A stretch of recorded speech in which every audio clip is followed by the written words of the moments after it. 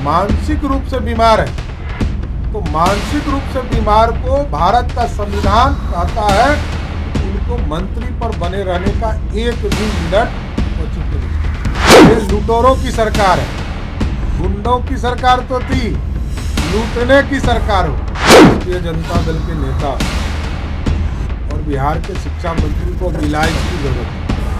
देख रहे रोज लाठीचार्ज। नीतीश जी क्या कहते हैं, बच्चे यहाँ 10,000 छात्रों को, हजारों किसान पर लाठियां चली, घर में घूस के गुंडे की तरफ जा रहे, अपराधिक घटना करने का काम वहाँ की पुलिस ने तो पता नहीं, तो पता नहीं तो का नेपाल के मुख्यमंत्री। बिहार विधान परिषद के नेता प्रतिपक्ष सम्राट चौधरी ने मुख्यमंत्री को कहा कि क्या उन्हें कुछ भी पता नहीं रहता तो वो बिहार के मुख्यमंत्री किस लिए हैं, वो नेपाल के मुख्यमंत्री हैं क्या, उन्हें कुछ भी जानकारियां नहीं हैं। वहीं उन्होंने सीधे तौर पर कहा कि बिहार में छात्रों पर हुए लाठीचार्ज या बक्सर में किसानों पर लाठीचार्ज अपराधियों की तरह की गई, वहीं उन्हें रामचरितमानस पर जिस तरीके से उनके सरकार के मंत्री ने बयान दिया कहीं से उचित नहीं है। इसको लेकर बिहार विधान परिषद के नेता प्रतिपक्ष सम्राट चौधरी ने जमकर नीतीश कुमार पर निशाना साधा। क्या कुछ कहा है, पहले वो आप जरा सुने। देखिए, अत्यंत ही दुर्भाग्यपूर्ण है और मैं तो कहूँगा कि राष्ट्रीय जनता दल के नेता और बिहार के शिक्षा मंत्री को अब इलाज की जरूरत है, और राष्ट्रीय जनता दल यदि उनका इलाज नहीं करा सकता है तो मैं अपने खर्चे पर बगल में कोइरबल में मेरे ही पिताजी ने 2001 में वहाँ पर मानसिक रोग का अस्पताल खुलवाया था, उसमें इलाज कराने का पूरा खर्चा मैं उठाऊंगा। देखिए, पूरी तरह रामचरितमानस को पढ़ने में कुछ और लगता होगा उनको, समझने में कुछ और लगता है समझने। और भगवान श्री राम, जिस चीज़ में भगवान श्री राम का नाम ही हो, रामचरितमानस, उस पर प्रश्न उठाकर उसको तोड़ने वाला कहने वाला व्यक्ति इस देश में पापी की श्रेणी में। उन्होंने कभी भी पीछे नहीं हट रहे हैं। वो कभी भी, हमने तो कहा कि मानसिक रूप से बीमार है, तो मानसिक रूप से बीमार को भारत का संविधान कहता है कि उनको मंत्री पर बने रहने का एक भी मिनट उचित नहीं है, उनको तुरंत बर्खास्त करने की जरूरत है। मानसिक रोगी कोई भी व्यक्ति भारत के संविधान में वो मंत्री पद पर बने रहने का हकदार नहीं है, ये संविधान कहता है।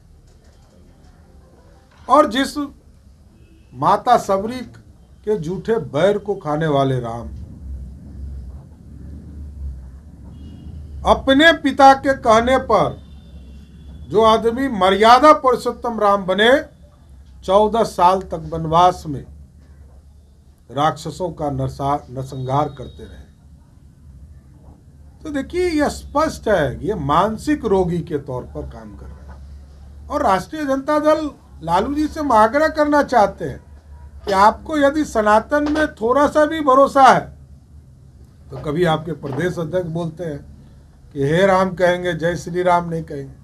अरे तो जय श्री राम भगवान की ही आराधना है, हे राम भी जाते हुए व्यक्ति लोग इसका उद्गार करते हैं। तो हे राम कहने का मतलब क्या है ये आप जानिए।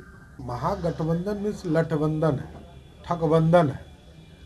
महागठबंधन कोई सरकार का स्वरूप ही नहीं, ये लुटेरों की सरकार है, गुंडों की सरकार तो थी, लूटने की सरकार हो गई, शराब माफियाओं की सरकार है, बालू माफियाओं की सरकार है और अपराधियों की सरकार है। क्योंकि राष्ट्रीय जनता दल का नेतृत्व तो भ्रष्टाचार का नेतृत्व करता है, और चंद्रशेखर यादव जी ने तो ये भी कहा कि जातीय जनगणना का कोई औचित्य ही नहीं। अरे हम लोगों ने जून में नीतीश कुमार जी की कैबिनेट में 16 मंत्री हम लोग थे, 2 हमारे डिप्टी सीएम थे, 12 मंत्री मात्र नीतीश कुमार के जनता दल यूनाइटेड के थे। हम लोगों ने जून में पास किया जातीय जनगणना, और आज जनवरी में क्या हो रहा है? घर गिने जा रहे हैं। ये सम्राट चौधरी का ये घर है, इसमें कितने लोग रहते हैं? कहाँ नीतीश कुमार जी क्या मजाक कर रहे हैं? अरे गिनना है, गिनो।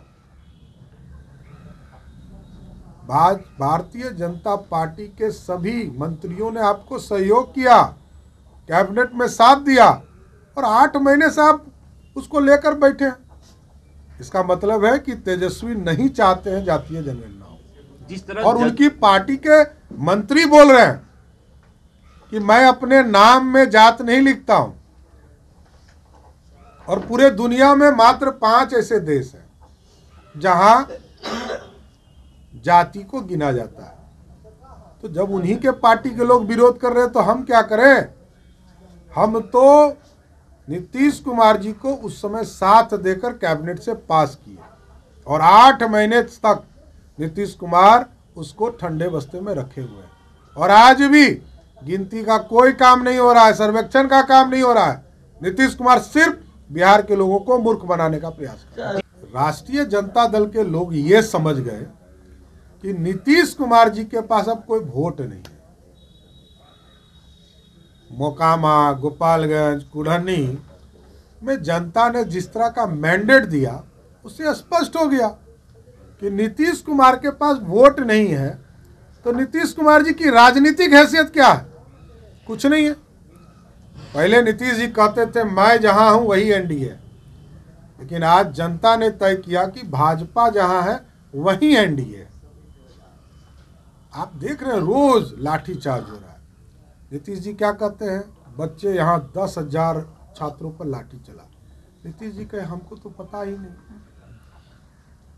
रामचरितमानस पर उनके मंत्री ने कहा कि राम भगवान पे ही खिलाफ किया, तो कहा हमको पता ही नहीं। बक्सर के चौसा में हजारों किसान पर लाठियां चली, घर में घुस के गुंडे की तरह कर आपराधिक घटना करने का काम वहाँ की पुलिस ने की। नीतीश जी को पता नहीं। अरे तो नीतीश जी को पता नहीं तो क्या नेपाल के मुख्यमंत्री हैं क्या? बिहार के मुख्यमंत्री? तो जब उनको पता ही नहीं है तो नीतीश कुमार जी इस्तीफा देकर कल्याण बिघा जाइए। बिहार की जनता ने तो इसे तय कर दिया कि 24 और 25 में आपको कल्याण बिघा भेजेंगे, लेकिन बिहार को बर्बाद मत कीजिए। हाथ जोड़ के कह रहे हैं, बिहार को बर्बादी से बचाइए, और कुछ समय जो सरकार में है तब तक कुछ काम कीजिए। तो आपने सुना कि किस तरीके से उन्होंने सीधे तौर पर नीतीश कुमार पर जमकर निशाना साधते हुए कहा कि क्या वो बिहार के मुख्यमंत्री नहीं हैं, उन्हें कुछ भी जानकारियां नहीं हैं, वो नेपाल के मुख्यमंत्री हैं, उन्हें जब पता ही नहीं तो बिहार के मुख्यमंत्री क्यों बन गए। यानी कह सकते हैं कि जमकर हो रहे लाठीचार्ज छात्रों पर और किसानों पर हुए लाठीचार्ज को लेकर अपराधियों की तरह उस बयान को लेकर सम्राट चौधरी ने निशाना साधा। अपने सहयोगी कैमरामैन अमित के साथ बने रहे देशडी न्यूज़ के लिए और देखते रहें देशडी न्यूज़। आशीर्वाद इजीकॉन ग्रुप, भरोसे का दूसरा नाम। हम सिर्फ घर नहीं, खुशियाँ भी बनाते हैं। आशीर्वाद रोज वैली, जिसमें है premium flats with all modern amenities. Patna में लेना चाहते हैं अपने सपनों का आशियाना, तो कीजिए हमारे इन नंबरों पर संपर्क।